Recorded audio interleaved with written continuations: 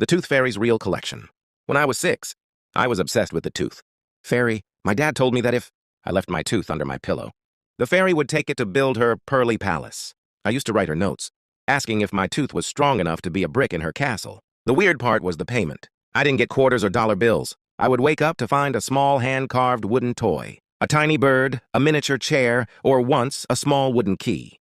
My parents said they'd never seen them before and assumed it was just magic. I kept those toys in a shoebox under my bed. They were my treasures. Last year, my parents sold my childhood home. While cleaning out the attic, I found that old shoebox. I took the tiny wooden key to a local locksmith out of pure curiosity. He looked at it under a jeweler's loupe and his face went pale. "This isn't a toy," he said. "This is a master bypass key for a very specific brand of residential window locks, the kind used in this neighborhood 30 years ago." I felt a chill run down my spine. I went back to the house and looked at the wooden toys again. The bird wasn't a bird. Its wings were shaped to fit a sliding door track. The miniature chair? Its legs were notched to act as a tension wrench for a deadbolt. The Tooth Fairy wasn't a spirit.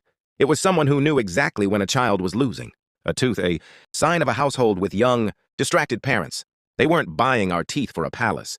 They were trading us tools.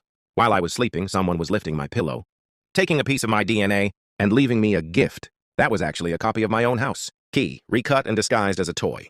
They were waiting for me to grow up and move out, so they could return to a house that they had been keying for decades, one tooth at a time. I checked the locks on my new apartment yesterday. On the very bottom of the window frame, I found a tiny, carved wooden splinter jammed into the track. The fairy is still collecting